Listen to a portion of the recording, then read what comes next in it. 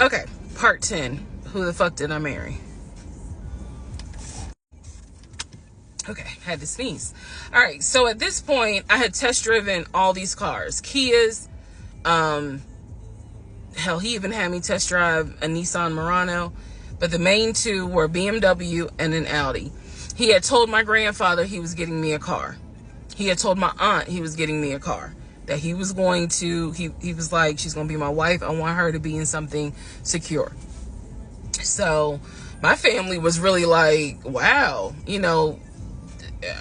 wow, who knew that he had this kind of money?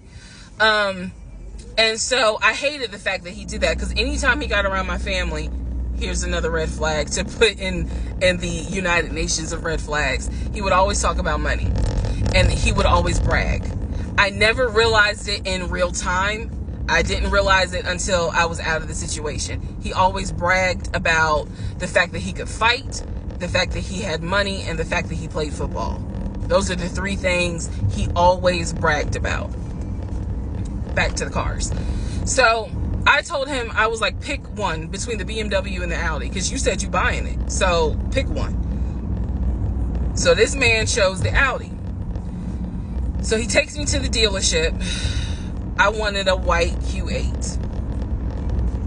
He does give me the printout of how much it's going to cost, tax, tag, and title, to get this Q8. Gentleman who's helping us gives him the printout. He's saying he's going to pay this money for the car out of the savings account that's offshore. That's the story. That's what he's saying. So he apparently is asking the guy, is there a holding fee? Can I pay a holding fee to secure this car while I'm working to get the money transferred? Because obviously with COVID, it's going to take long for the banks to transfer the money. Side note, I need everyone to understand, one of the reasons why he was able to get away with the stuff he got away with is because we were on lockdown. It's crazy because it's now 2024, but I don't know, do we all remember how it seemed like a lot of stuff stopped in 2020? Now, keep in mind, that's not an excuse I'm making, because shit still got done. But in terms of business as usual just was not happening in 2020 at this time. So when he's saying, oh, it's going to take a while for the bank to transfer the money, the gentleman who was working at Audi he didn't make a face. He didn't blink. He was like, I know it's going to take a while because of COVID. So basically what ends up happening is we leave. He has the printout. He calls the bank, or he calls his financial advisor, who does have a name. The financial advisor's name is Eric. I feel comfortable using certain people's names, especially if we find out they didn't exist. So he calls Eric. He tells Eric in front of me, hey, I need to transfer $72,526, whatever the amount was, because I'm buying a car for my fiance. This is the bank account information. Do you need me to give it to you over the phone, or do you need me to email it to you? Pause. I can't hear what the person's saying, but that's what he would do. Do you need me to give it to you over the phone, or can I email it to you? Okay. All right, give me a few minutes and I'll go ahead and email it to you. All right, let me know. I'll call you back to find out if you received it. Okay, hang up. So I'm hearing this because, again, I'm not paying attention to, did I hear anybody on the other phone? Did I hear anybody on the other end?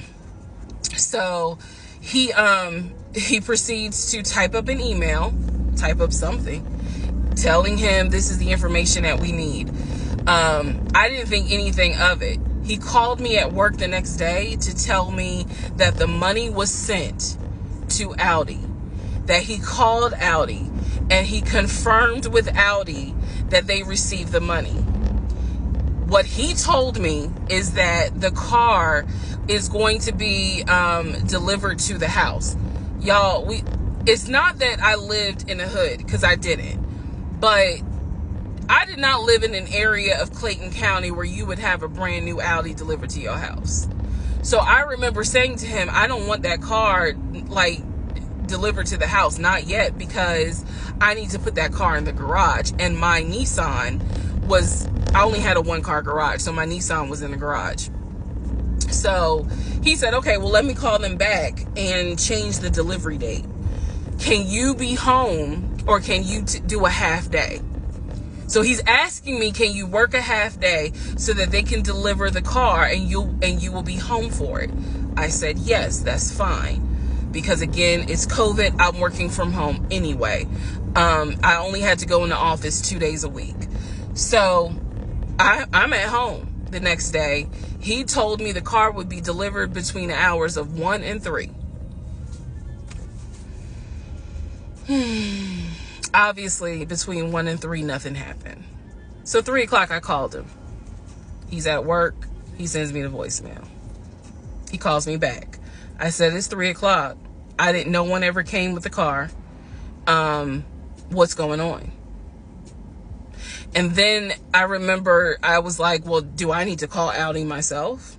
Because I thought that you handled it. But if you didn't handle it, do I need to call them? And so whenever I would suggest I will handle it, he would get very, very defensive. Red flag number 472.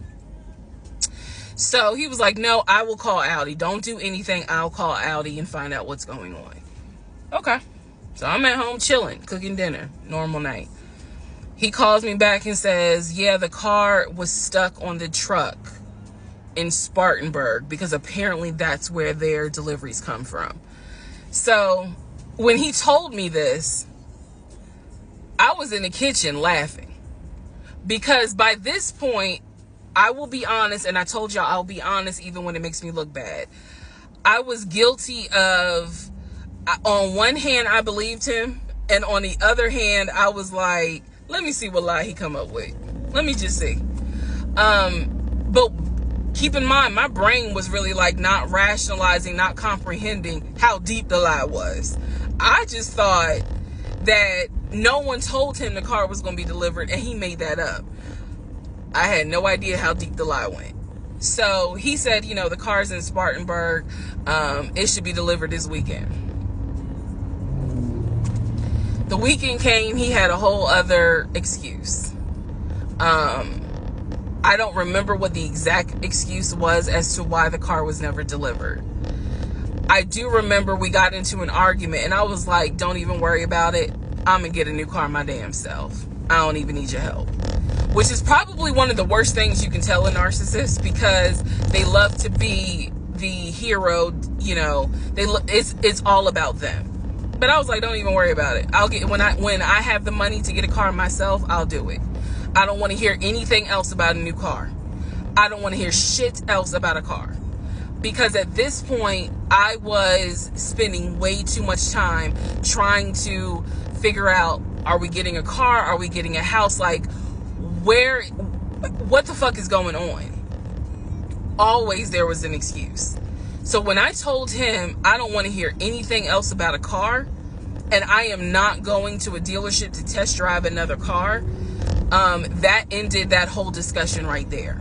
So this is where I'm going to interject what I believe was happening. I believe that my ex-husband is the type of person, he gets off, nut. He gets off on you being excited about something that he knows you will never get. So I believe that he enjoyed going to car dealerships. He enjoyed watching me test drive a car and get excited about it, knowing I was not going to get it. It is the level of cruelty. And again, I'm telling y'all stuff that I found out way later on. It is the level of cruelty that I still cannot comprehend. So the whole issue about the BMW and the Audi, I think he just enjoyed seeing me get excited and then pull it away. Part 11 coming up.